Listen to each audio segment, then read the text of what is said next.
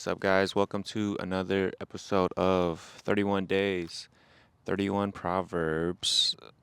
We are almost halfway into our series. We are on day 14, Proverbs 14.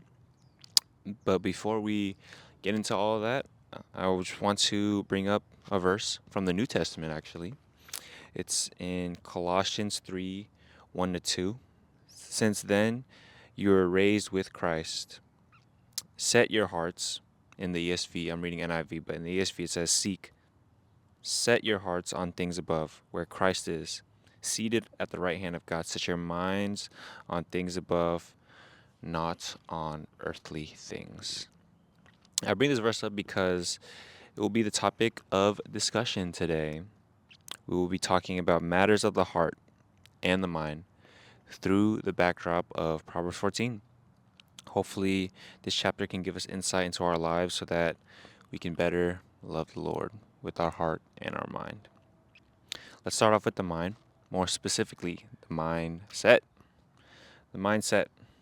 We have seen through these past 13 Proverbs that one's mindset around what it takes to be wise is completely centered around the fear of the Lord, that reverence for Him and acknowledgement of how great He is. If you don't have that, you just can't be wise. And to take it a layer deeper, if you don't think you need it, you're not only unwise, but you're foolish. That's what it said in Proverbs. We see immediately in verse 2, whoever walks in uprightness fears the Lord, but he who is devious in his ways despises him. Uprightness in this verse is connected to fear of the Lord. Verse 6 to 7. A scoffer seeks wisdom in vain, but knowledge is easy for a man of understanding. Leave the presence of a fool, for there you do not meet words of knowledge. Wisdom is for those who recognize they need it. We've talked about this before as well. Even the wise continue to seek wisdom, but those who scoff at it do not meet words of knowledge.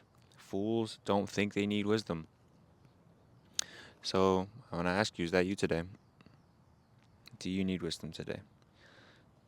The type of wisdom that scoffers seek is said to also be in vain, as explained in the following verses. Verse 8, the wisdom of the prudent is to discern his way, but the folly of fools is deceiving.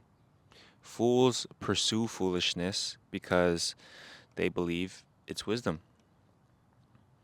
24, the crown of the wise is their wealth, but the folly of fools brings folly.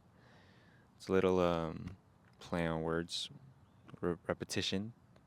The folly of fools brings folly. The foolish path is self-perpetuating. They essentially do it to themselves. That's what this verse is saying. In verse 9, fools mock at the guilt offering, but the upright enjoy acceptance. The guilt offering, what that means in this verse is it refers to the offerings that, the Israelites had to give to the Lord when they sinned. But for us, we don't need to give gift offerings anymore because as Christians, you should know Jesus became that offering for us. But it's important that we don't mock the gift of Jesus' sacrifice. And if anything, we still owe God our lives. It says the upright enjoy acceptance, which means that the Lord accepts their sacrifices because it's given sincerely. Fools, however, they mock obedience and sacrifice. That's the difference here. And fools don't just mock the obedience and sacrifice of people, but people themselves. Verse 20, the poor is disliked even by his neighbor, but the rich has many friends. This is just an observation of how the world works. It's not an endorsement for such an attitude. I'm going to read the verse again. The poor is disliked even by his neighbor, but the rich has many friends. This is descriptive, not prescriptive. And I think what it's trying to say is that money has this social binding power, for better or for worse. Verse 28, and a multitude of people is the glory of a king, but without people, a prince is ruined. We often seek relationships on this cost benefit basis. When, relationships with poor people don't benefit us, they are often shunned, disliked, or even mocked. It's very conditional. I think this verse is trying to point out how broken that system is, how broken that mindset is, how we view the poor. Verse 34, righteousness exalts a nation, but sin is a reproach to any people. Some say we can't judge the moral character of a whole nation. You can't generalize a whole nation, but this verse says something different. Many of the same rules that govern one person's life also govern a nation. Righteous behavior from an individual has far-reaching effects. I think that's kind of the point I'm trying to draw out from all this thing I'm saying. If a nation treats its weakest members, right, the poor, the vulnerable, with deference or respect, with fairness and compassion, it's exhibiting righteousness. Far-reaching effects from the individual. How you treat the lowly, the bottom of the bracket. It's very reflective of the nation as a whole. Verse 21, whoever despises his neighbor is a sinner, but blessed is he who is generous to the poor. Verse 31, whoever oppresses a poor man insults his maker, but he who is generous to the needy honors him. This is talking about the treatment of the poor by people who are not poor. These people are not just people with no money, but the poor are a class of vulnerable people. They're not just poor, but they are people as well. Vulnerable people. And it says, he who is generous to the needy honors him. Who's him? What it means is being kind to the poor is an honor to God. Verse 35, a servant, keyword serve, who deals wisely has the king's favor, but his wrath falls on one who acts shamefully. Those who serve honor God. So an important question to ask, that you could ask, regardless of which class you're in, middle class, upper class, lower class, what level of status will bring me closer to God? The poor who trusts Jesus has infinitely more than the rich who has no need for God. A little reflection question. We'll keep moving on. More foolishness. Fools look down on, vulnerable people. They don't just mock what they do, but they mock the people themselves. This next point about foolish mindset is the fools are also very simple-minded. Verse 15, the simple believes everything, but the prudent gives thought to his steps. If you believe everything, you believe nothing. There's no depth to your belief if you believe everything. The simple have many beliefs that change, but not many beliefs that change them. This kind of foolishness is gullibility, not open-mindedness. They may be too easily impressed, or they might just need approval too much. The attitude here is, a shoulder shrug. They can be, intellectually lazy, not wanting to ponder or think things out. Verse 18, the simple inherit folly, but the prudent are crowned with knowledge. The simple can graduate into full-blown fools. That's what this verse is saying, verse 18. Verse 16, one who is wise is cautious and turns away from evil, but a fool is reckless and careless. The wise, on the other hand, give thought to their path, while fools are careless and reckless. Verse 19, the evil bow down before the good, but the wicked at the gates of the righteous. Verse 11 to 12, the house of the wicked will be destroyed, but the tent of the upright will flourish. There's a way that seems right to a man, but its end is the way of death. This is where foolishness ends. Death. It's easy to look at the mindset of fools and think either like we aren't like that currently or we'll never be like that. But the hard truth is everyone has gone astray. And because of that, we deserve death. That's why it points back to Jesus. It all points back to Jesus, the one who defeated death on the cross and made a way for you and me to be empowered by a new mindset through the Holy Spirit. A mindset that can't boast of its lack of need for wisdom, but a mindset that constantly humbles itself before the person of wisdom himself.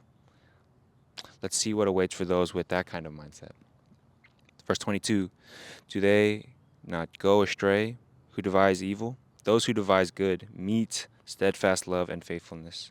26 to 27, in the fear of the Lord one has strong confidence, and his children will have a refuge. The fear of the Lord is a fountain of life, that one may turn away from the snares of death.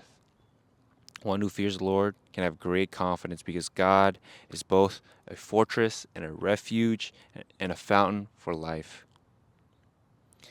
He's our fortress, meaning when evil attacks, when we're tempted, when we're hurting, when we're in trouble, we can take refuge in God. We can sit at his feet in his house. We could find protection and have no fear.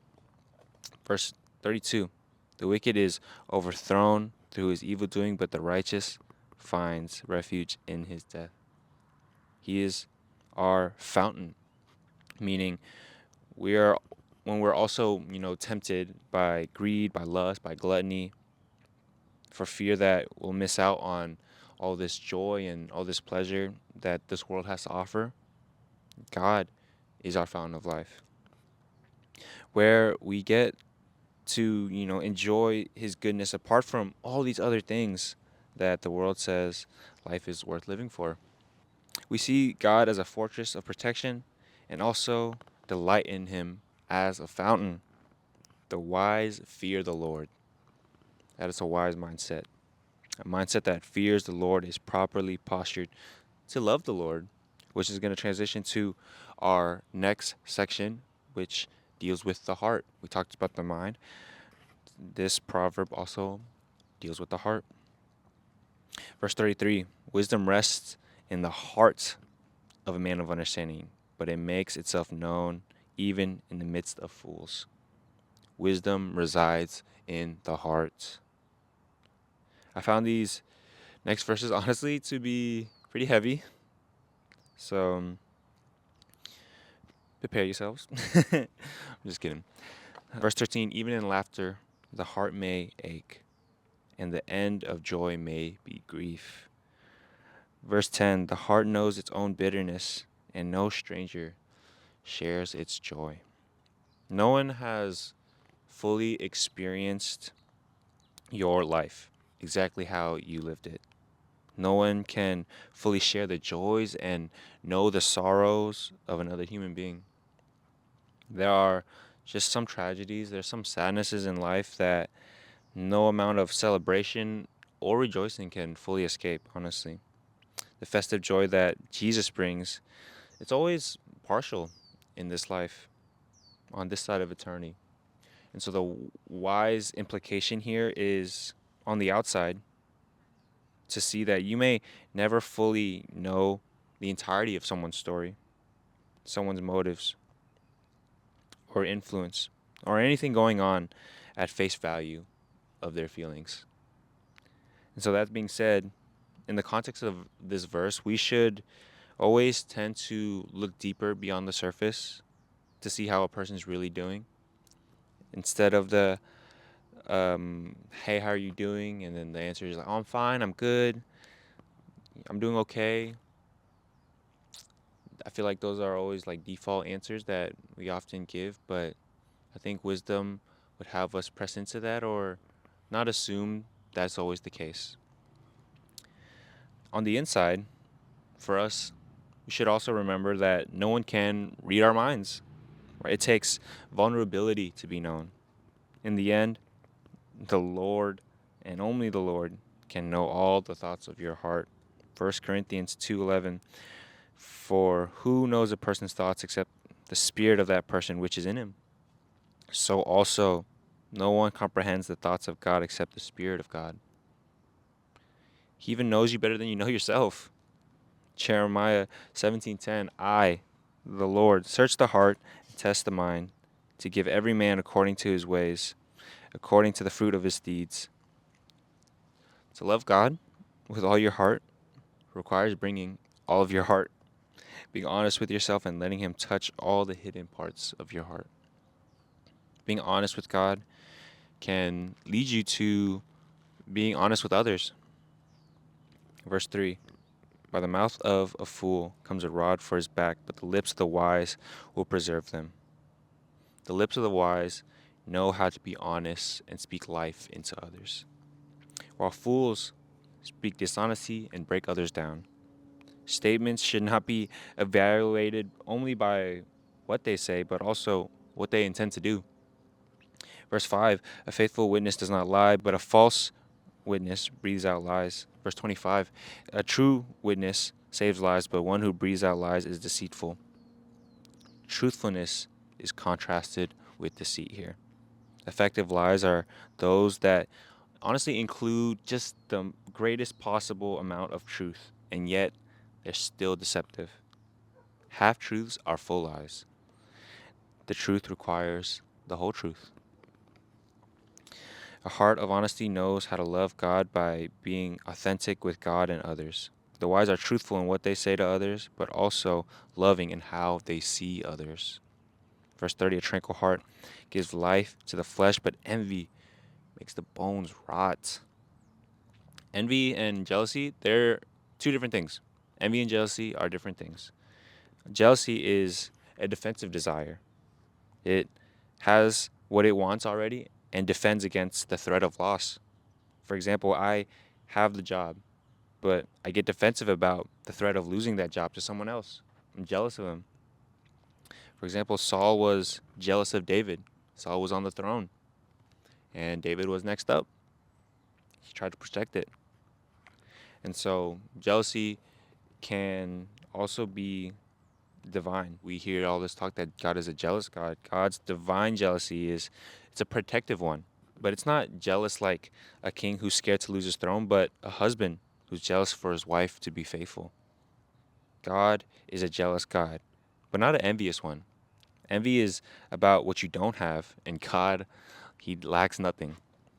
Envy, on the other hand, envy is a resentful desire. Envy is not jealousy for, but of someone. It's not just I want what I don't have, but I resent those who have what I don't. For example, Absalom was envious of David. He resented David for the throne he had. This could be problematic because envy can even distort reality by making other people appear better than they actually are. So, just some questions to consider when you think about envy. Whose life do I compare myself to? Jealousy and envy come out as comparison in a way where we don't know how we're doing until we've compared it to how everyone else is doing. And we often don't know how we feel about our lives until we match it up against others. Who in your life are you critical of? Envy can come out as needing to see wrong in someone's life that might not actually be there. Criticizing what we don't know, judging motivation that we don't see, something we talked about earlier. For example, when I find something wrong with them, the life they have that I envy, it doesn't seem that far away from mine. That's the mindset that we have. Because saying I don't like you is a lot less vulnerable than saying I really wish I was you.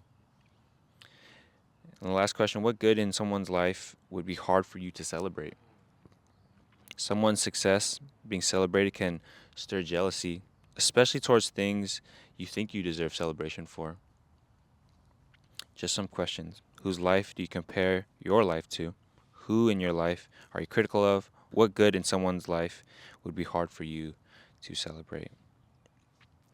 When we see others with grace, we're able to then treat others with grace. Verse 17, a man of quick temper acts foolishly, and a man of evil devices is hated. Verse 29, whoever is slow to anger has great understanding, but he who has hasty temper exalts folly. Slow to anger.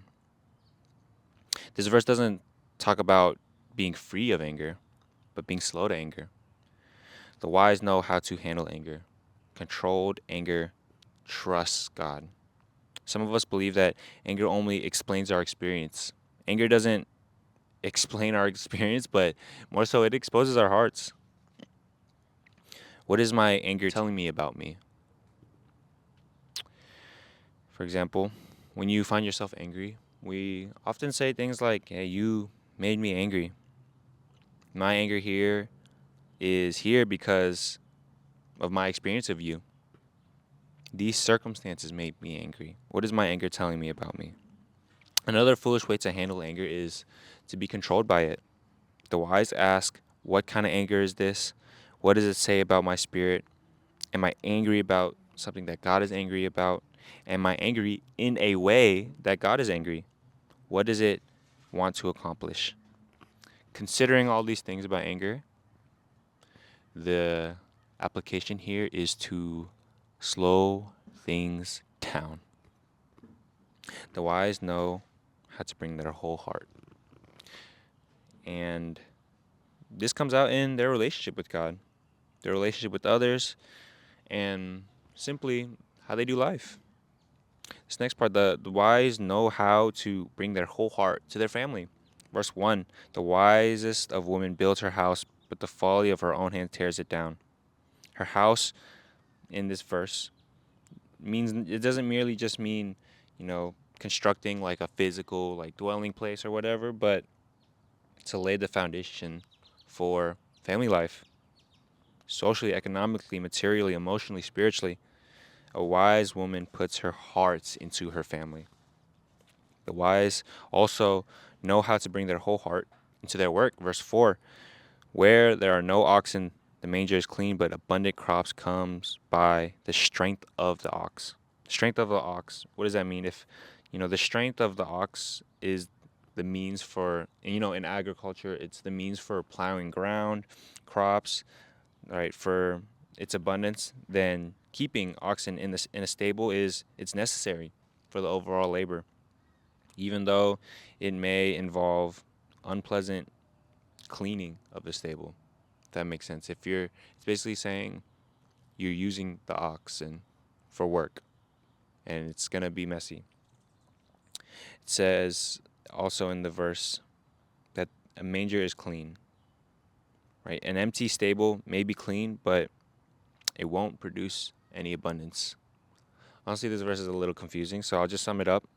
What verse 4 means, like what it's saying is, get your shoes dirty. Right? Hard work can be messy. Literally, hard work should come with some receipts. For me personally, I used to work food service jobs, worked at Chipotle, burger spots, really getting in the nitty gritty. Used to mow lawns, used to be outside. Work can and should be messy sometimes. Stains and marks of labor. The wise put their whole heart into their work. Some fools simply don't work at all. Verse 23, in all toil there is profit, but mere talk tends only to poverty. Some people are poor because they don't work. This is someone who always has a plan but not a paycheck. Or people who talk about work but don't work. This is unrighteous poverty. Verse 14, the backslider in heart will be filled with the fruits of his ways, and a good man will be filled with the fruits of his ways. The life a person leads determines what results they can expect to experience. So, we talked about a lot, a mindset that's focused on God and a heart that loves God. And so, just to conclude, went over a lot of verses, but I want to tie it in with our opening verse, Colossians 3, 1-2. Since then, you have been raised with Christ. Seek or set your hearts on things above, where Christ is, seated at the right hand of God. Set your minds on things above, not on earthly things. I hope this encourages you. Focus on Him today. Set your mind on Him today. See people. And with your heart, love God and love people. That is episode 14. I will see you tomorrow.